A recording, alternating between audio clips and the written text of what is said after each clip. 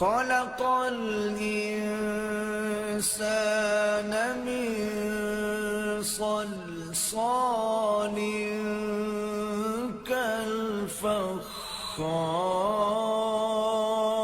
كالفخار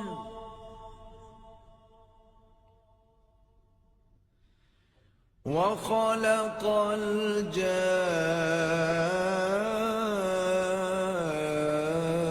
الجان من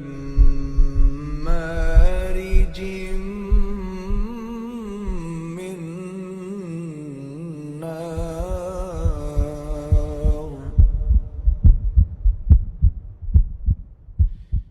فبأي آلاء